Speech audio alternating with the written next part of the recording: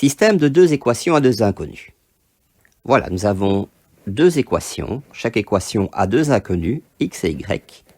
Elles ont éventuellement une solution commune, c'est-à-dire qu'elles ont toutes les deux le même x, le même y.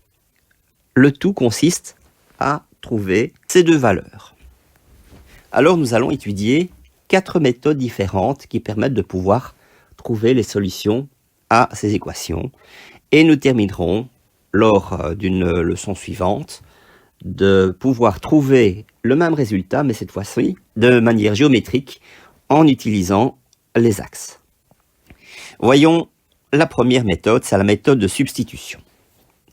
Donc j'ai l'équation que je vais noter numéro 1 et j'ai l'équation que je vais noter numéro 2. Il y a déjà quelque chose qui, moi, me saute aux yeux, c'est que ici, j'ai un y qui a un 1 ou un moins 1 comme coefficient devant. Il est multiplié par 1 ou moins 1, ce qui fait que, du coup, si je dois trouver la valeur de y, je sais que je ne devrais pas faire de division, le résultat sera immédiat. Je m'explique. De cette équation numéro 2, je vais tirer y. Si je cherche y et qu'il est devenu positif, ça veut dire que mon y, je l'ai fait passer à droite. Là, ensuite, je l'écris à gauche, ça n'a pas d'importance. Conséquence, y a changé de signe. Le 4x, lui, de son côté, est resté au même endroit. Et le 5, je le fais passer de l'autre côté également. Il change de signe. Donc, cette équation numéro 2, je peux l'écrire comme ça. Une fois que j'ai fait ça, le résultat que j'ai trouvé pour y, je vais le placer dans l'équation numéro 1. Je vais donc écrire 3x plus 2 fois y. Mais y, je sais ce que c'est 4x moins 5.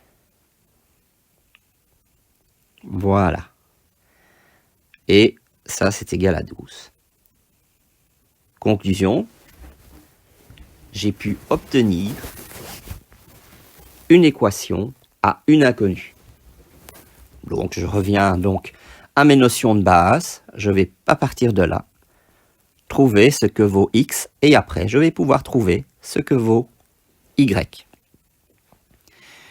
Donc, ça me donne 3x plus, alors, je fais la distributivité. 2 fois 4, ça fait 8x. 2 fois moins 5, ça me fait moins 10, est égal à 12. Ça me donne 8 plus 3, ça me fait 11x. Si je place le 10 de l'autre côté, il devient un plus. Ça me fait 12 plus 10, ça me fait 22. Finalement, j'obtiens que x est égal à 22 divisé par 11.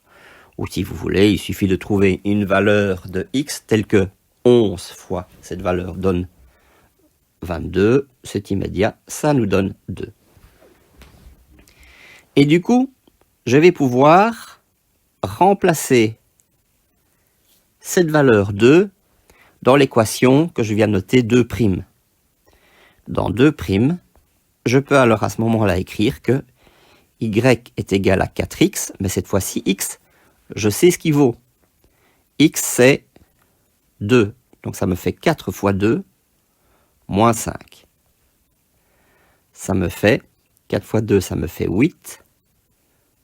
Moins 5, ça me donne 3. Et voilà, j'ai trouvé donc la valeur de y. Et mon système a été calculé, il est terminé. J'ai pu trouver les valeurs communes à ces deux équations. D'ailleurs, il me suffit de remplacer x et y dans les deux équations pour voir si c'est cohérent. Si je fais 3 fois 2 plus 2 fois 3, ça va me donner 6 plus 6, ça me donne bien 12. La deuxième, je n'ai pas besoin de le faire puisque c'est celle-ci qui m'a permis de pouvoir trouver la valeur de y à partir de la valeur de x. C'est donc la première méthode. La deuxième méthode est appelée la méthode de comparaison. C'est une méthode que nous avons déjà utilisée lors de leçons précédentes. Lorsque nous recherchions l'équation d'une droite qui passe par deux points, eh bien, nous avions trouvé le terme indépendant P était égal à quelque chose, P était égal à autre chose, et nous pouvions alors à ce moment-là comparer les deux P qui sont égaux. Eh bien ici, nous allons faire exactement la même chose. Nous allons prendre l'équation numéro 1 et nous allons en sortir Y.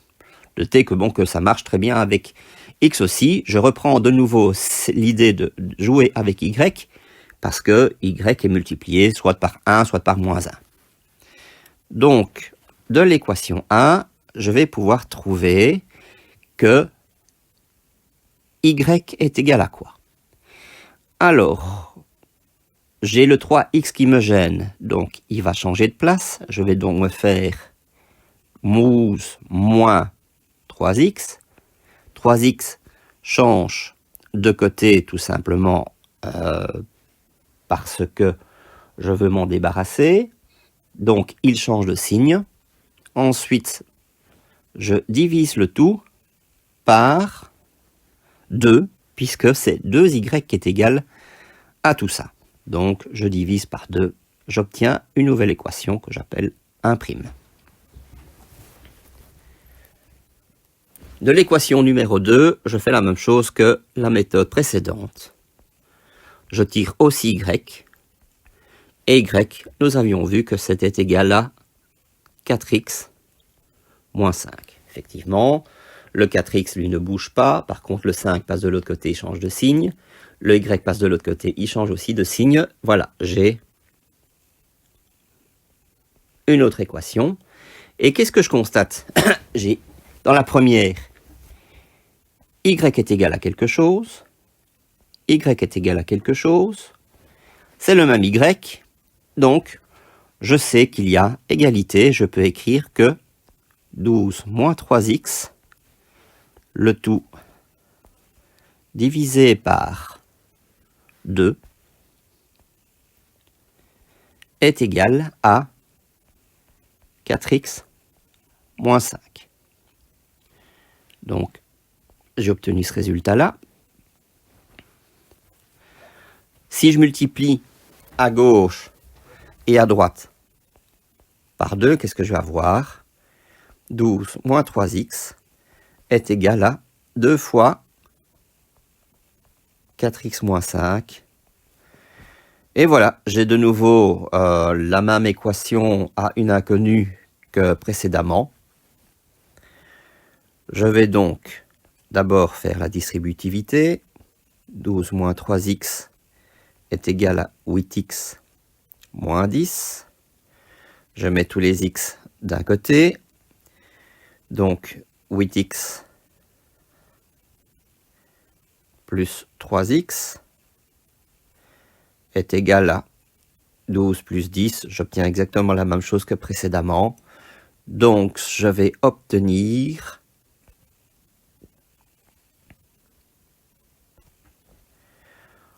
11x est égal à 22. Donc x sera égal à 2. Et puis je vais continuer à faire le même calcul que la méthode précédente. Et je vais également utiliser y est égal à 3 comme résultat que je peux réintégrer dans mes équations de départ pour pouvoir vérifier que c'est bien juste. Vous voyez que que cette méthode est plus longue. C'est certainement pas celle que l'on préfère utiliser. C'est une méthode qui fonctionne, mais c'est pas celle qui est préférée. La troisième méthode porte différents noms. Moi, je l'ai noté dans le syllabus méthode d'addition. On l'appellera aussi, pour ceux qui vont faire l'étude d'algèbre linéaire, c'est surtout les informaticiens, la méthode de pivot ou encore méthode de Gauss. Pour cette méthode, il faut simplement se rappeler que quand on parle d'égalité, on est en train de comparer deux quantités. Je vais dire par exemple une quantité A, et si j'ai une quantité A à gauche, eh bien, pour qu'il y ait égalité, il faut que je mette la même quantité de l'autre côté. Si je multiplie la quantité à gauche par un certain nombre, n'importe lequel, disons n, eh bien du coup, pour qu'il y ait toujours égalité, il faut que je multiplie la quantité de droite par la même chose. Et là, tout sera conservé. Ça, c'est une première propriété que je vais pouvoir utiliser plus tard. Qu'est-ce que je peux encore dire? C'est que si j'ai deux quantités différentes, comme ceci, et c'est cela qu'on va surtout utiliser, voilà. Si maintenant je veux faire un bilan, le bilan que je vois du côté gauche, je vais avoir A plus B. Du côté droit, je vais également avoir A plus B.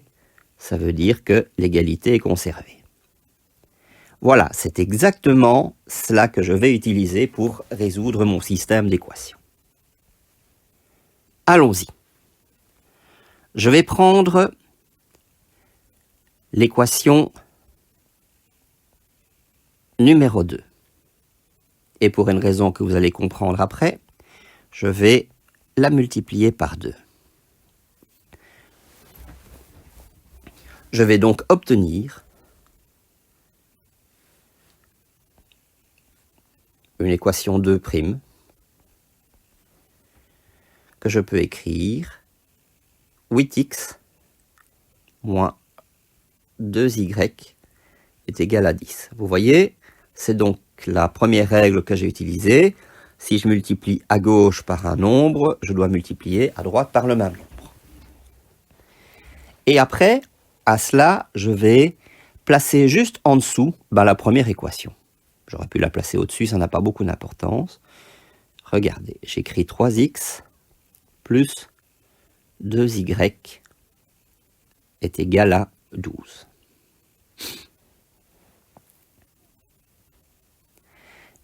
Et regardez, si maintenant je fais le bilan, et c'est ça qui m'intéressait, c'est que en ayant multiplié par 2 la deuxième équation, eh bien, en faisant le bilan, faisant la somme, je vois disparaître les y. C'était ça que je voulais faire. Et j'obtiens 11x est égal à 22. Vous voyez à quel point c'est rapide. J'obtiens de nouveau le 11x est égal à 22, tel que nous l'avions trouvé avec les deux autres méthodes précédemment. J'obtiens x est égal à 2. Et après, qu'est-ce que je fais? Je prends n'importe quelle équation qui se trouve en haut. De nouveau, la plus logique, c'est de prendre la deuxième, puisque y est multiplié par 1 ou par moins 1. Je sais que à partir de la deuxième équation, je peux l'écrire comme étant y est égal à 4x moins 5, c'est-à-dire 4 fois 2, 8, moins 5 est égal à 3. Et j'ai de nouveau résolu le système. Comme cette méthode est importante, je tiens à refaire de nouveau le même type de calcul, mais cette fois-ci non pas en essayant d'éliminer les y, mais en essayant d'éliminer les x. Regardez, j'ai 3x pour la première équation, j'ai 4x pour la première. Ce que je pourrais faire, c'est ceci. C'est de dire, je multiplie par 4 tous les éléments de la première équation. Donc du coup, je vais avoir 4 fois 3, ça fait 12. Et pour avoir un moins 12 en dessous, il me suffirait de faire moins 3 fois la deuxième équation. Je vais voir ce que j'obtiens à chaque fois. Donc, je multiplie tout par 4 la première équation. 4 fois 3, ça me fait donc 12x. Plus 2 fois 4, ça fait 8y. Est égal à 4 fois 12, ça me fait 48. La deuxième équation, je la multiplie tout par moins 3. Moins 3 fois 4, ça fait moins 12. Vous voyez, le moins 12x qui fait que lorsqu'on va faire le bilan, les x vont disparaître. Alors, moins 3 fois moins 1, ça fait plus 3y. est égal à moins 3 fois 5, ça me fait moins 15. Je vais faire le bilan. Voilà, donc, pas de surprise, les x disparaissent. Je vais avoir 8 plus 3, ça me fait 11y, est égal à 48 moins 15, c'est égal à 33. Conséquence, y est égal à 3. Donc cette fois-ci, j'ai trouvé d'abord y. Ensuite, si je veux trouver ce que vaut x, je peux prendre n'importe quelle équation. Je vais garder la deuxième. Donc du coup, à partir de la deuxième, je peux trouver que x est égal, alors j'ai le y qui passe de l'autre côté, y plus 5, le tout divisé par 4. Ça me fait 3 plus 5 divisé par 4. Ça me fait 8 quarts, c'est-à-dire 2. Voilà, j'ai trouvé la valeur de x. Et encore une fois, j'ai obtenu la même réponse en utilisant une troisième méthode. Quatrième et dernière méthode, c'est la méthode que l'on appelle la méthode de Cramer ou encore la méthode des déterminants. Alors, nous n'allons pas faire l'étude complète des déterminants, des matrices qui concernent la matière de l'algèbre linéaire, qui est vue relativement à fond par les informaticiens en bachelier. Cependant, la méthode des déterminants, je vais également en avoir besoin dans le cours de statistique de bachelier, pour ceux qui désirent le suivre. Donc c'est pour ça que j'estime que cette méthode est également importante à être vue de manière superficielle. Alors, je ne vais pas m'approfondir dans de grandes démonstrations. Les démonstrations se trouvent dans le syllabus. Je vais me contenter de l'appliquer directement à partir de l'exemple qui se trouve ici. Alors, ce qui est très important pour ce qui est de l'utilisation de la méthode de Cramer, il faut absolument que les équations de départ soient ordonnées. C'est-à-dire que vous avez d'abord les x, plus ou moins les y, et est égal au terme indépendant. Si l'ordre n'est pas le même, il faut commencer par mettre dans le bon ordre, sinon ça ne peut pas fonctionner. Le système tel qu'il est noté là peut être écrit d'une autre manière. Cette autre manière, bon, on dit que c'est l'écriture matricielle. Je vais écrire ceci.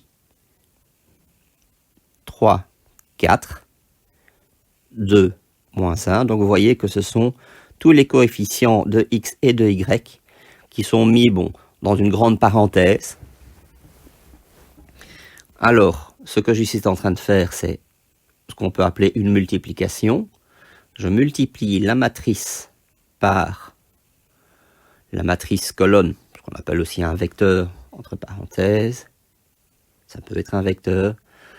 Ou alors les coordonnées de n'importe quel point, va donner alors à ce moment-là les valeurs 12 et 5.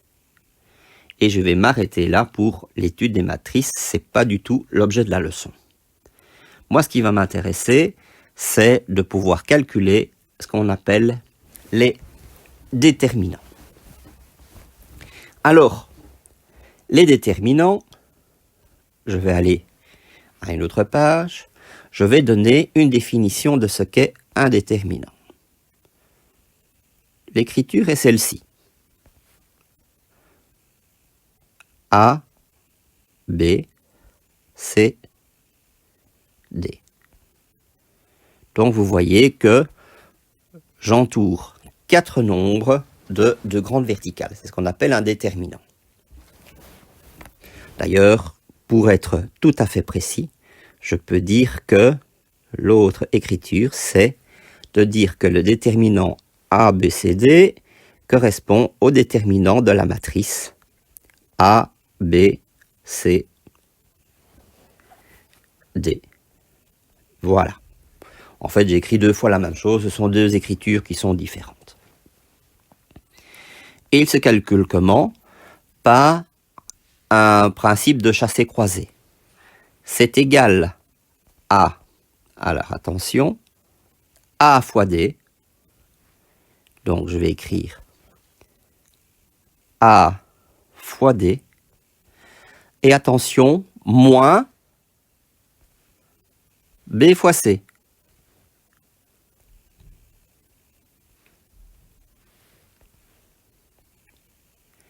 Et c'est tout ce qu'il faut retenir pour ce qui est du déterminant. Je vais utiliser à chaque fois 3 déterminants pour la méthode de Cramer qui vont me permettre de pouvoir trouver très facilement la résolution de ce système de 2 équations à 2 inconnus. Allons-y. Je vais calculer le premier déterminant. Le premier déterminant est très simple. Je le note petit delta. Vous voyez, c'est un peu comme un 8 qui n'est pas terminé. C'est la lettre D minuscule grecque. C'est donc le déterminant de la colonne X avec la colonne Y. Et maintenant, je le calcule. Ça me donne 3 fois moins 1. N'oublions pas le moins là. 4 fois 2. Ça me donne 3 fois moins 1, ça me fait moins 3. Moins 4 fois 2, ça fait moins 8. Ça me fait moins 11. On l'avait déjà vu plusieurs fois, ce moins 11.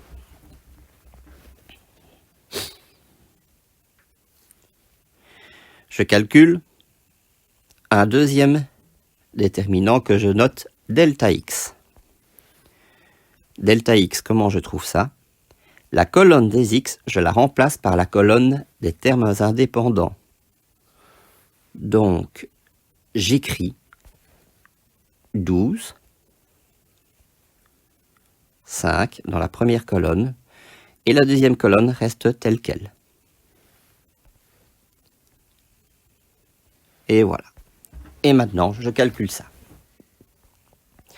Ça me fait 12 fois moins 1 moins 5 fois 2. Ça me fait moins 12 moins 10. Ça me fait moins 22. Ah, eh bien, déjà là, je peux trouver la valeur de x. X est trouvé en faisant delta x sur delta. Rebelote, puisqu'on divise par delta, il faut que delta soit différent de 0, ce qui est bien le cas, parce que sinon, ce ne serait pas possible. Ça veut dire que quand il y a impossibilité de pouvoir trouver une intersection, soit les deux droites sont parallèles, soit les deux droites sont confondues. Vous avez la même droite. Delta x sur delta, ça me donne moins 22 divisé par moins 11. Rebelote, on retombe sur 2. On pourrait très bien de nouveau remplacer x par 2 pour trouver y. Mais avec le troisième déterminant, je peux également trouver la valeur en question. Je reprends donc la colonne des x, 3, 4.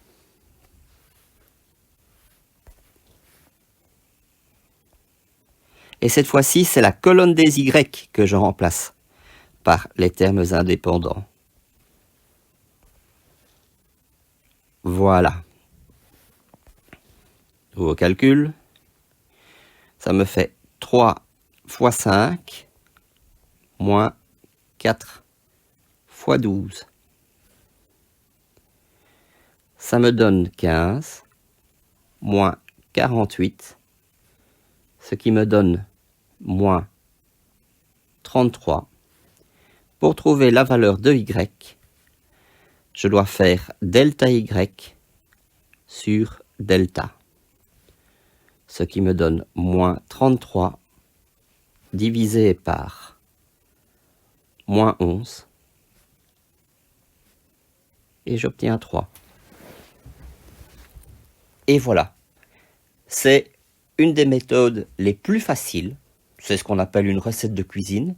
À partir du moment où vous savez comment on calcule un déterminant, que vous savez écrire les 3 déterminants en plaçant correctement les colonnes des x, des y et les termes indépendants, eh bien, ça marche tout seul. On trouve tout de suite les 2 valeurs recherchées, donc les valeurs communes au système de 2 équations à 2 inconnus.